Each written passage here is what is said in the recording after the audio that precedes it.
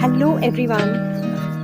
So are you all excited to know people who have done a lot in their life to get inspired?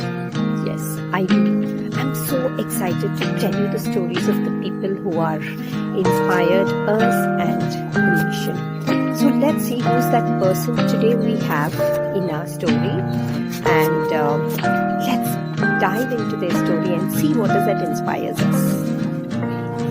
The story which we are going to read now is A Boy and a Jaguar, written by Rabinowitz, illustrated by Kezia Chien, published by Houghton Mifflin Harcourt, Boston, New York.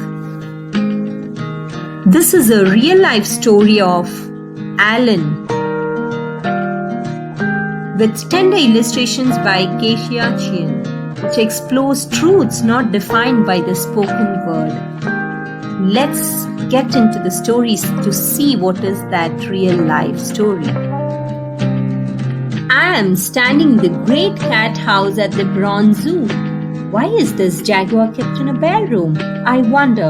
I lean toward my favorite animal and whisper to her. What are you doing? My father asks. I try to explain, but my mouth freezes just as I knew it would. I'm a stutterer. If I try to push words out, my head and body shake uncontrollably. The teachers at school put me in a class for disturbed children. He is not disturbed, my parents say. We are sorry, the teachers answer, but whenever he tries to speak, he disrupts the class. The teachers think I'm broken. Am I?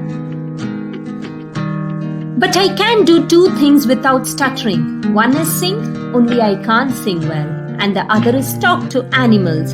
Every day I come home from class and go straight to the closet in my room. I bring out my pets, a hamster, a gerbil, a green turtle, a chameleon and a garter snake. I close the door and talk to them without stuttering.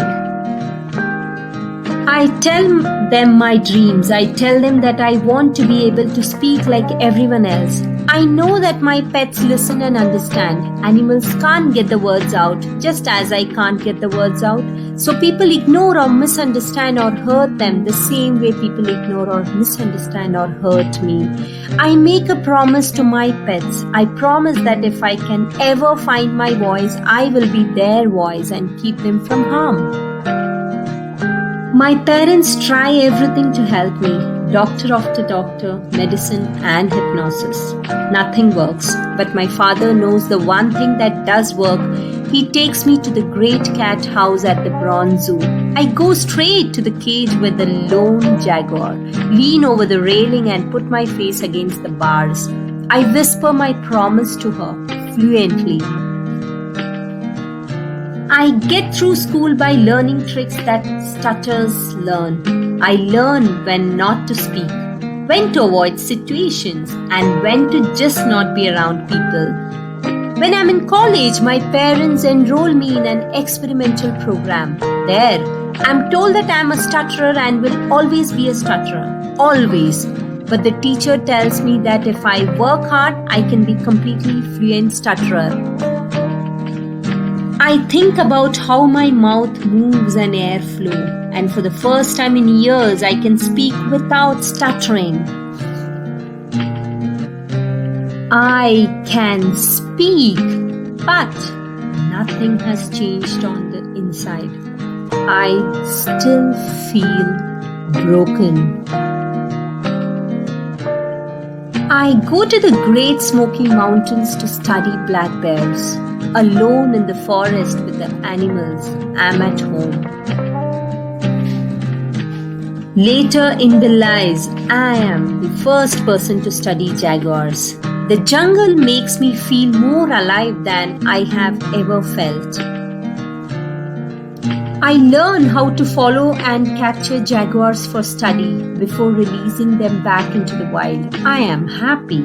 But as fast as I catch jaguars and gather information to help them, hunters are killing them. They fear the animals and prize their bodies as trophies. I need to get more areas protected for the jaguars. I want to keep the promise I made to the pets in my closet. I have a voice now to speak for animals. In the capital city of Belize, in the office of the Prime Minister, I am given 15 minutes to make my case. 15 minutes. I can't stutter and distract from my message. I have to convince one of the poorest countries in Central America with no protected areas in the entire country that it has to save jaguars. Later that day, the Prime Minister votes to set up the world's first and only jaguar preserve. Back in the jungle, I know all the jaguars in the study area from their tracks. But one day, I come across a completely new track, the biggest male jaguar tracks I have ever seen. I follow the prints for hours, not wanting to be caught in the jungle at night without a flashlight. I turn around to go back to camp. There, right behind me, is the jaguar. He must have been following me. I know I should feel frightened, but I squat down and look into the jaguar's eyes, just as I had with the sad old female at the Bronze Zoo. But this animal isn't sad. In this animal's eyes are strength and power and sureness of purpose. We are both whole. We are both at home. I lean towards him a little, the way I had at the Bronze Zoo so many years before. Thank you, I whisper. That's the end of the story. A boy and the jaguar. A boy was stuttering in the normal life, but never stuttered in front of jaguar. Hope you enjoyed hearing to the story of the boy. What was the inspiration you got from hearing to this story?